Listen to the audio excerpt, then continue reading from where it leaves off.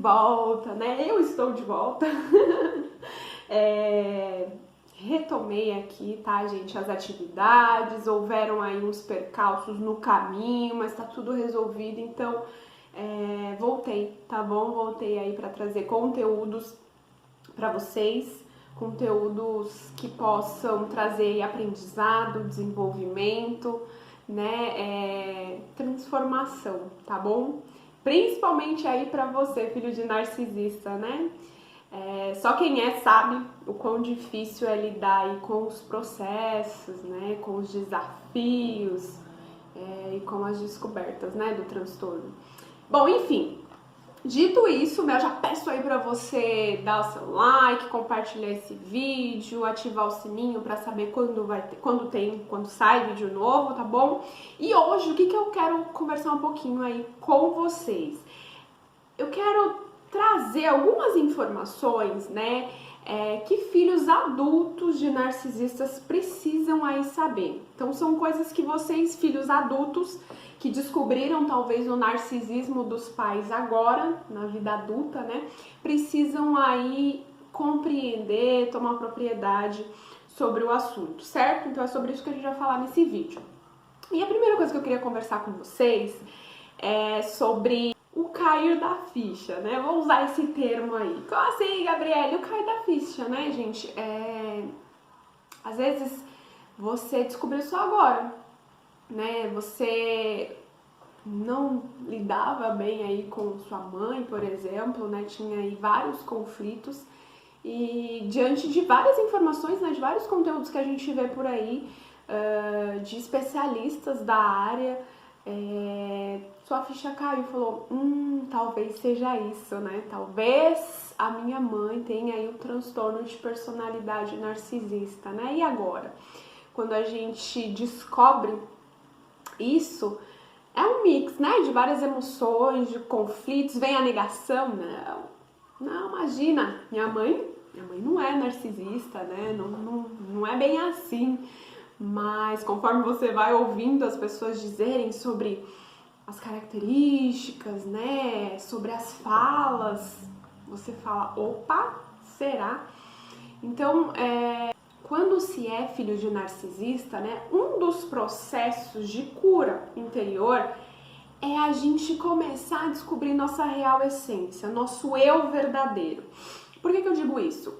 Filhos de narcisistas são impedidos de se desenvolver, de adquirir essa individualidade, entende? De se compreender e se enxergar como um indivíduo separado dessa mãe, né? Isso porque quando criança, né, e até quando adulto, obviamente, a mãe, ela quer o quê de você? Ela quer suprimento, né? Ela não tem esse mecanismo emocional, psicológico, vamos dizer assim, interno, e ela precisa que pessoas que estão ao redor dela tragam esses suprimentos para que ela tente aí se sentir melhor, né? O que é bem difícil.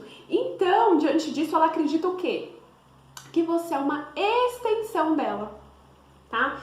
Ela não te vê como uma pessoa separada, então ela te impede de descobrir isso, de ter essa descoberta, de entender o que é meu, o que é da minha mãe, né? E a gente, como é criança, a gente quer o quê? A gente quer a validação dos pais, principalmente da mãe, né? Que nós, quando criança, vemos a mãe como um ser de sabedoria, uau, né? Ela cuida de mim, ela que me teve, enfim, a gente tem a mãe como esse ser supremo, ser superior, né?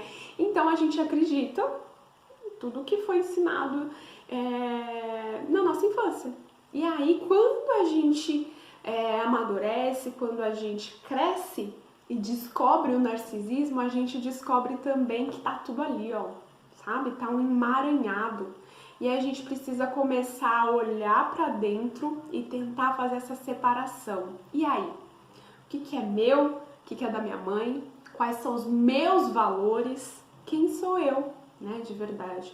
Então, essa é a primeira coisa que eu acho, que eu acredito, né, que o filho de narcisista adulto precisa aí entender quando cai essa ficha sobre o transtorno dos pais. E só uma coisa, né, quando quando a gente vai, quando é criança, enfim, a gente vai tomando aí esse processo de desenvolvimento, né, de crescimento, de amadurecimento, por vezes, né, essa criança ou esse adolescente até tenta, sabe? Ele começa a sair para o mundo e começa a entender que existem formas diferentes de se viver, de olhar para a vida, de compreender o mundo.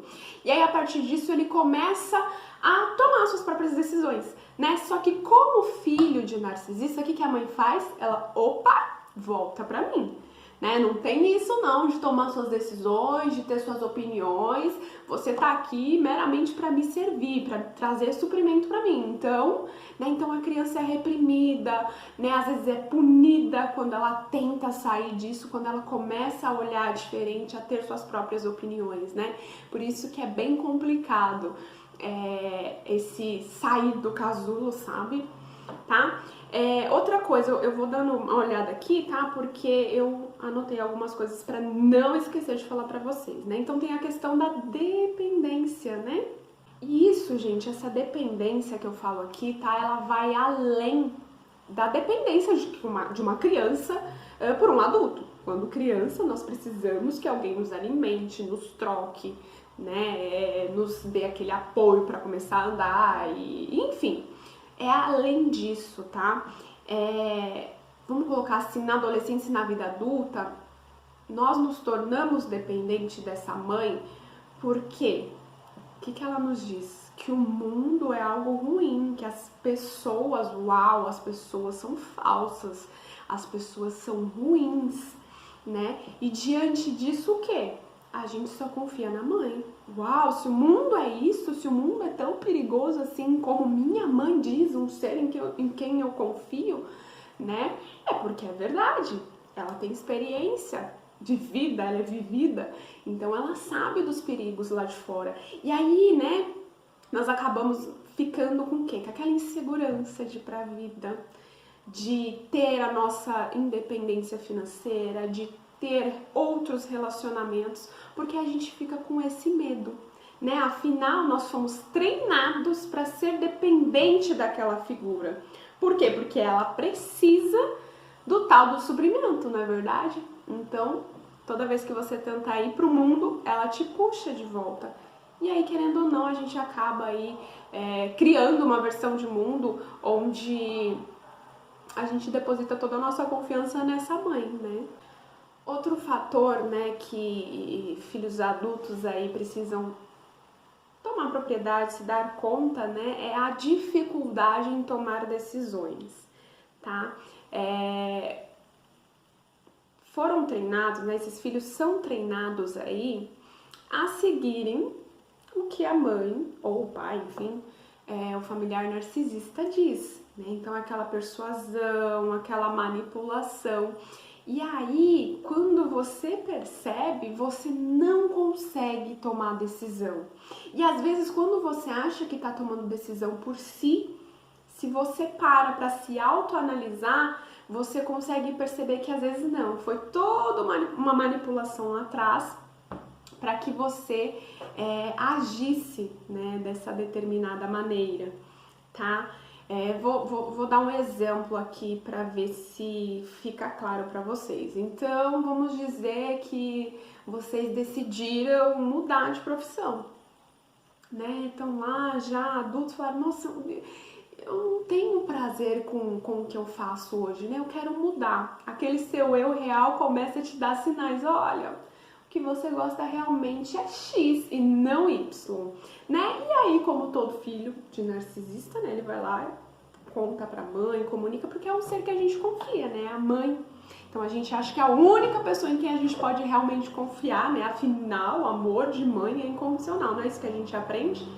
É mais pra frente que filhos de narcisistas vão entendendo que não é bem assim, né? Mas enfim, isso é um tema para outro vídeo.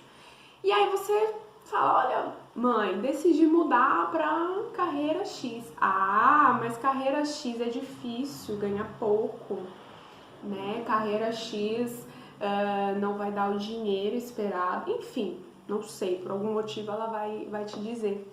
E aí você começa a desistir daquilo. Fala, não, é verdade, né? Eu já tô tão bem nessa profissão, nessa carreira, né? Às vezes é bobeira minha mudar. Pra que mudar agora, né? A idade que eu tô, não tem nem tempo pra isso. Entende? Então, ao mesmo tempo que você tenta tomar essa iniciativa, essa decisão que vai mudar a sua vida e que é um sinal do seu eu real, fica aquela outra voz, né? Te dizendo que não é bem assim. Então, há essa dificuldade em tomar suas próprias decisões, né? E a tendência é o quê, né? Quando você ingressa em um relacionamento, por exemplo, a outra pessoa que precisa tomar a decisão por você. Você não consegue ter essa iniciativa por si próprio, entendeu? Por quê? Porque você foi treinado. Você foi treinado para que outra pessoa tomasse a decisão sobre a sua vida, entende? Então, se você não se autoanalisa, se você não deixa aí a voz do seu eu real sair, é assim que vai ser, né? É assim que vai se manter. Esse padrão, ele vai persistir, tá? Outra questão é a culpa. Eu acho que esse, né, é um dos mais presentes aí, né, em filhos e filhas de narcisistas, tá? O que acontece? O narcisista, ele não se responsabiliza por nada, tá? Nada é culpa deles, é o mundo, é você, filho, que não compreende as necessidades da sua mãe, enfim. Mais um treinamento aí que você recebeu quando criança. Tudo é culpa sua, é culpa do outro. O narcisista não pega nada pra si, né? Então, quando o filho cresce, quando tá aí no adultecer, na fase adulta, começam a cair as fichas. Só que vem a culpa do abandono. Eu que devo ser maluco, eu tô criando coisas, imagina, minha mãe fez de tudo. E vem aquela culpa, né? O seu sinal tá falando, se afasta, se afasta. Mas você, por culpa, às vezes, né, de decidir isso, de tentar impor esse limite saudável, você precisa lidar com essa culpa, né? Com essa dificuldade aí. Mas, né, isso é uma questão de tempo, né? De você compreender melhor, de você tomar propriedade sobre si, sobre quem você é, né?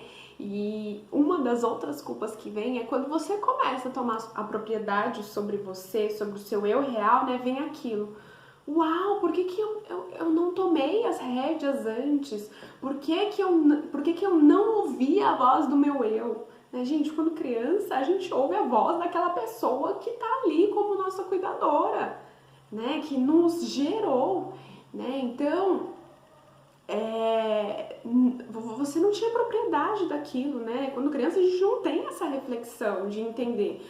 Peraí, deixa eu me ver se eu concordo com o que os meus pais dizem.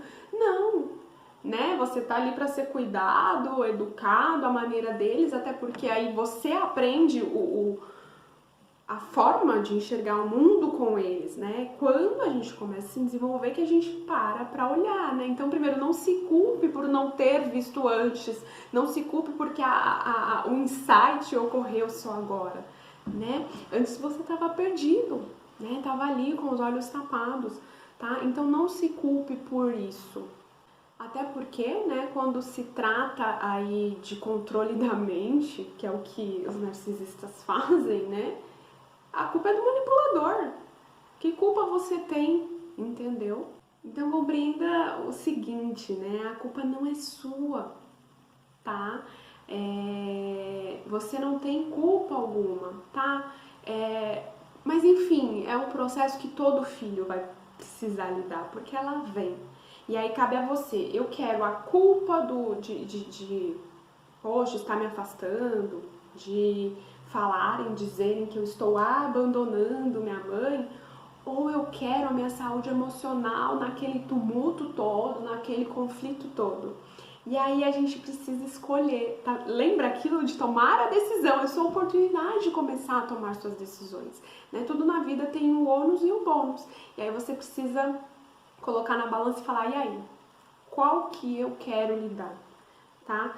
Porque culpa você não tem de ter vivido o que você viveu como vítima, como sobrevivente do narcisismo. A culpa é deles, tá? Eles são os manipuladores, né? Eles que têm essa dificuldade da empatia, de olhar para o outro, tá? E não é porque você é filho que ia ser diferente.